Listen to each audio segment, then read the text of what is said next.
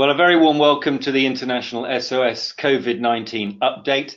I'm very pleased to be able to introduce today two sessions that we're going to run. Firstly, Dr. Mark Parrish is going to take us through the update over the last week relative to COVID-19.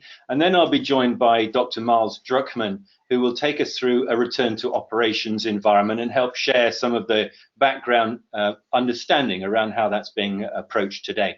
So let's go firstly to the update. Mark, over to you. Hello, Mike. Thanks. Hello, everybody, and welcome to this update on COVID-19. Essentially, much of the same. We have seen the disease continue to spread through other parts of the world. We're seeing increasing case numbers from a variety of countries. Remember that the number of case numbers reported simply reflects the amount of testing that those countries are doing. So it's not a particularly accurate number, nor in fact is the death numbers particularly accurate, because different countries report deaths in different ways. And for instance, here in the UK, we've only recently begun to add deaths in the community to total deaths reported, nor do we necessarily separate out deaths that have been caused by COVID from deaths where the individual happened to have COVID, but it wasn't a cause of their death. So again, all of these things, take them with a large pinch of salt. A couple of things maybe that have continued to be discussed that I'm sure we've all read about in the media, face masks and the value of those. Remember that there are a number of things that we can do to prevent ourselves being more at risk from catching COVID, and the use of face masks is one of those. It's not the simple single answer. The concern is that if we focus too much on face masks, we will forget about social distancing. We'll forget about washing our hands. We'll forget about not touching our faces. So bear all those things in mind. And I think we'll see a bit more progression on face masks. We will probably see different countries having different rules on face masks as we're seeing at the moment. The other one is testing.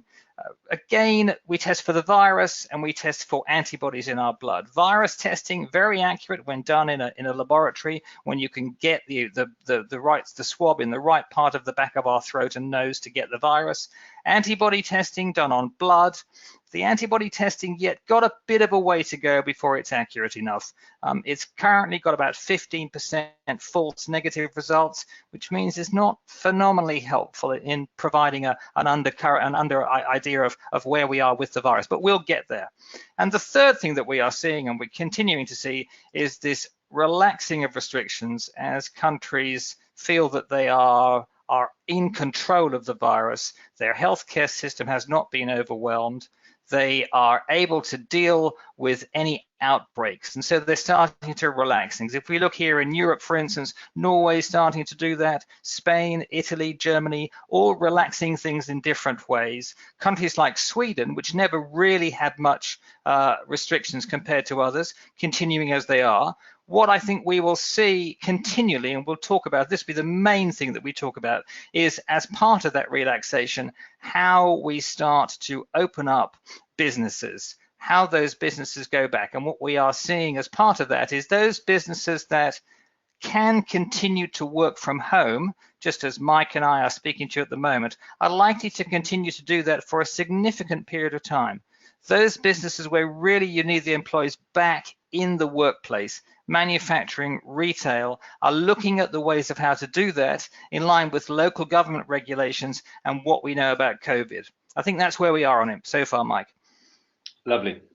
Dr. Mark, thanks very much indeed. Really much appreciate that. And it links us perfectly into the next session that we're going to run today for you. And I'm very pleased now to welcome Dr. Myles Druckman. And together what we'd like to do is take you through the recommendations about how you might proactively manage your organization in a safe return to operations. So let's have a look at some of the location approaches relative to looking at what we need to do in terms of this process around return to operations.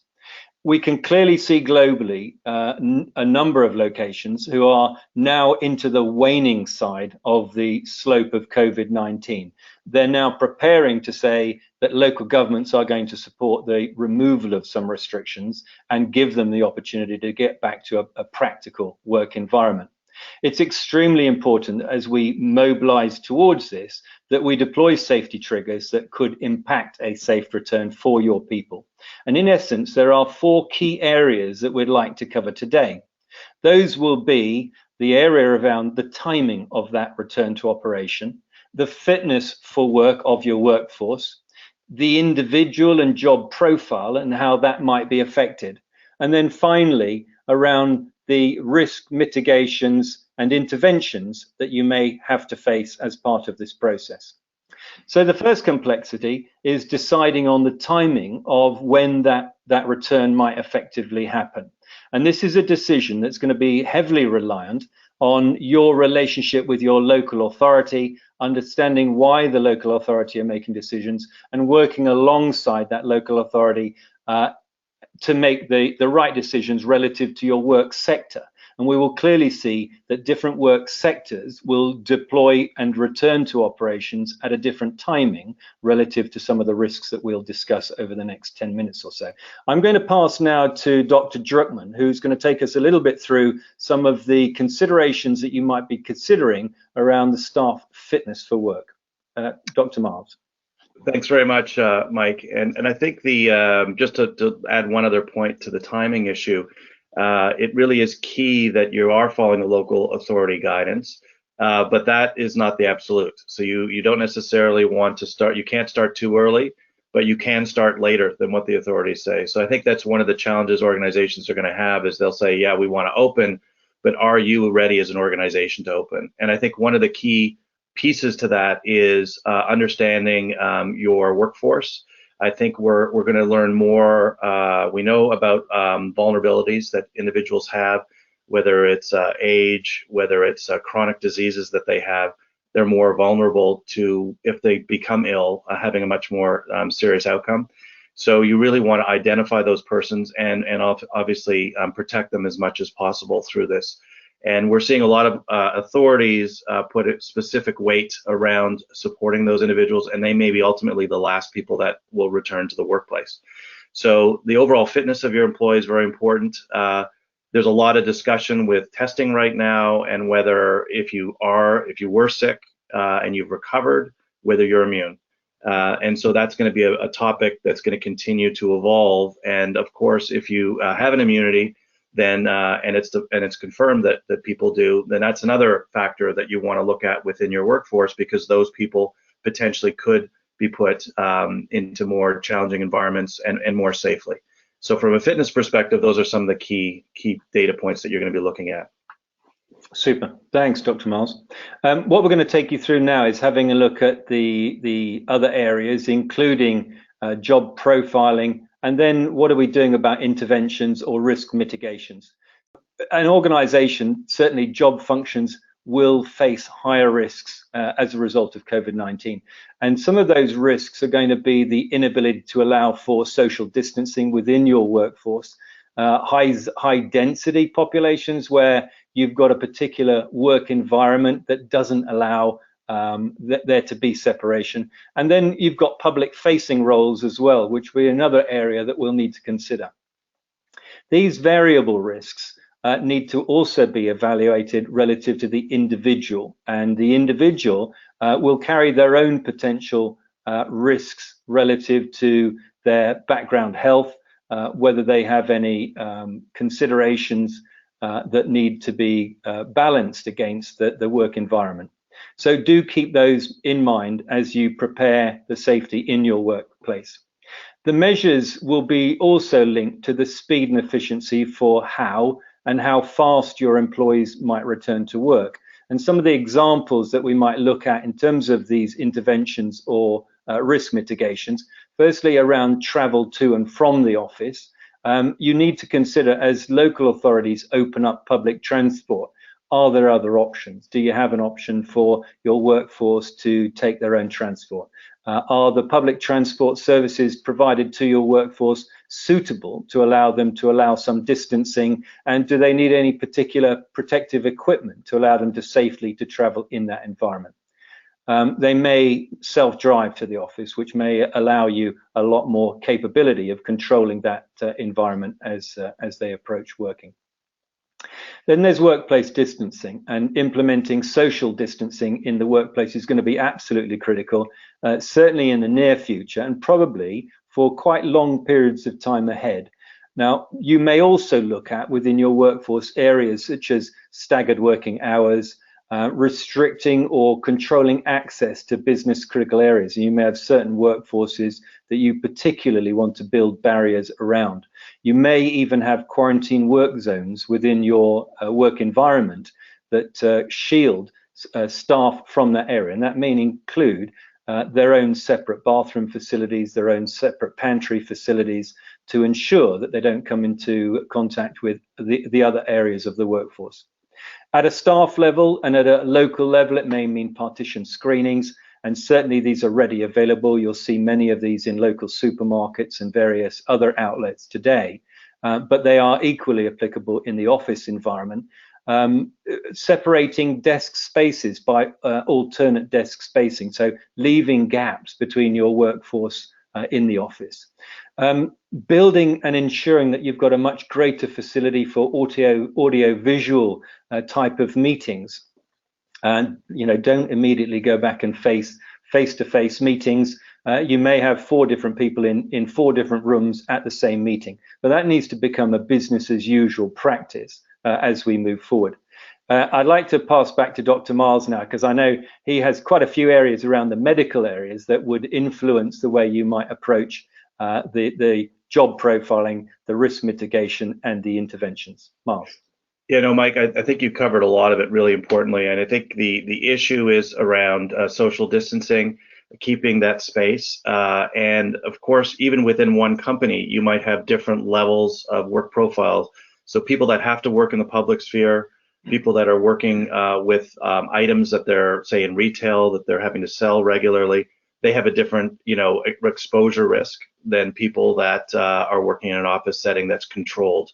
So you, as an organization, you're going to be needing to look at different types of workers and the types of interventions that you need to do to support them safely. And so I think that's a really important issue. And when you look at what's evolved during this whole pandemic, obviously the mask has become a very topical item. It's going to be part of our social attire for months to come. And I think that's going to be part of our culture for the next little while. And so how we use personal protective equipment, how we become creative in ways to be able to keep doing our work, but keeping people safe. And I think the key thing is that staff, everybody needs to feel safe. And we need to be able to, as an organization, help demonstrate to our employees that we're maintaining a safe workplace. And that also includes cleaning. Of course, as we all know, this is a nasty bug that passes on tabletops and counters. So really having a very strict, structured cleaning regimen is going to be very important. And so this is a whole, we call this workplace zoning. It's really how do you take the whole area of the workplace and really identify all the pieces that need to come together. And these are all the things that an organization can do to maintain and keep that safe workplace. Because at the end of the day, you want your employees to come into work feeling comfortable, feeling safe. They're going to be more productive. They're going to be more supported. And people will be stressed. And I think the other feature to this is that, we have to deal with everybody's anxiety around this, which is going to wane and get worse. Unfortunately, we may see another wave, which could throw us back into a different rhythm. And so with all these mitigation measures, they are going to be fluid, and we need to adapt as we learn more about them. Great. Thank you, Dr. Myles. So to conclude, ensure that you analyze your workforce's individual risk. And critically, this is about the individual as well as the job profile, and balance that alongside the advice of creditable medical professionals that understand the risk of the pandemic and the public health concerns and are able to continue that guidance to you as local authorities make changes relative to the local community. There needs to be a balance across the issues of timing and fitness, the individual job profile, as well as the mitigation of those identifiable risks. And they will help you then to ensure the ability to develop an effective and practical work-ready state. For more information on the support, the tools, the evolving picture related to COVID-19, including the personal protective equipment, testing, vaccination updates, and the latest support materials, do have a review of the comprehensive COVID-19 site at www.internationalsos.com, or reach out to your local International SOS point of contact or local office. Thank you very much for attending today's briefing. We look forward to coming and talking to you again. And again, thanks very much. Dr. Myles, thank you for joining me today, and we'll see you all again soon. Thank you.